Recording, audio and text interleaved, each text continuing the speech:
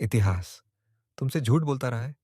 जब भी हम प्राचीन मिस्र के बारे में सोचते हैं, हमारी आंखों के सामने आते हैं विशाल पिरामिड, सोने से चमकते खजाने और एक शक्तिशाली शासक फराओ। लेकिन सच इस चमक के पीछे छिपा हुआ है। एक ऐसा सच जो डर, विश्वासघात और मौत से भरा हुआ है। फराओ सिर्फ राजा नहीं थे, उन्हें धरती पर भगवान माना जाता था। लोग उनके सामने सिर झुकाते नहीं थे, वे उनकी पूजा करते थे। उनका हर आदेश ईश्वर की इच्छा समझा जाता था। लेकिन इतनी बड़ी ताकत के साथ आता है एक गहरा डर। सत्ता का खेल कभी साफ नहीं होता। महल की दीवारों के अंदर हर मुस्कान के पीछे छिपी होती थी साजिश। इतिहास में कई ऐसे उदाहरण हैं जहां भाइयों ने भाइयों को मार डाला, बेटों ने अपने ही पिता को हटाने की योजना बनाई, और रानियां भी इस खेल का हिस्सा थीं। फराओ, जिन्हें लोग भगवान मानते थे, असल में हमेशा डर में जीते थे।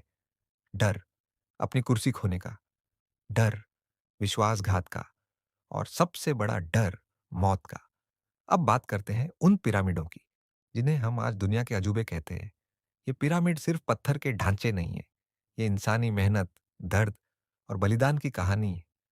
हजारों मजदूर कड़ी धूप में बिना आराम के भारी पत्थरों को खींचते थे। उनकी जिंदगी आसान नहीं थी। कई लोग घायल हुए, कई अपनी जान गंवा बैठे। सब कुछ सिर्फ इसलिए ताकि एक फराव का नाम हमेशा जिंदा रहे। लेकिन सवाल है, आखिर फराव मौत से इतना डरते क्यों थे? क्योंकि उनका विश्वास था कि मौत अंत नहीं है, बल्कि एक नई शुरुआत है। एक ऐसी दुनिया जहां उन्हें फिर से जीना होगा। और इसीलिए वे अपनी कब्रों को ऐसे तैयार करते थे जैसे वो उनका अगला घर हो। उनकी कब्रों में रखा जाता था सोना, चांदी, खाना, कपड़े और हर वो चीज जो उन्हें परलोक में चाहिए हो। लेकिन यह यहीं खत्म नहीं होता। इतिहास के कुछ हिस्से बताते हैं कि शुरुआती समय में कुछ फराव के साथ उनके सेवकों को भी दफनाया जाता था, जिंदा, ताकि वे मरने के बाद भी अपने मालिक की सेवा कर सके। सोचो, एक ऐसी दुनिया जहां मौत भी आजादी नहीं देती। और फिर आता है मम्मी बनाने का रहस्यमयी और डरावना प्रक्रिया। शरीर को सुरक्षित रखने के लिए उसके अंदर के अंग निकाल दिए जाते थे। दिमाग तक को नाक के रास्ते बाहर निकाला जाता था।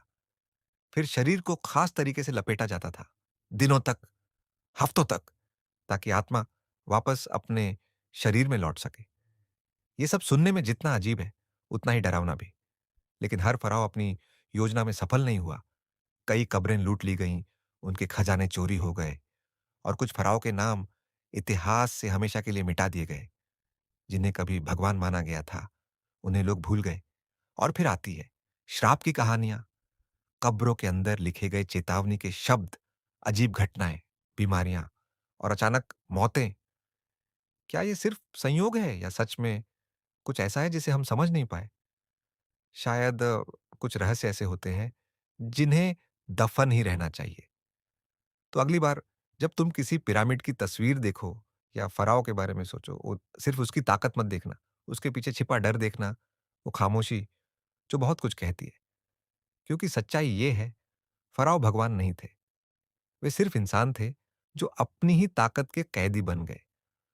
और उनकी कहानी इतिहास की सबसे अंधेरी कहानियों में से एक है। अगर तुम ऐसे ही छिपे हुए सच जानना चाहते हो, तो इस चैनल को सब्सक्राइब करो, क्योंकि कुछ राज अब भी रेत के नीचे दबे हुए हैं।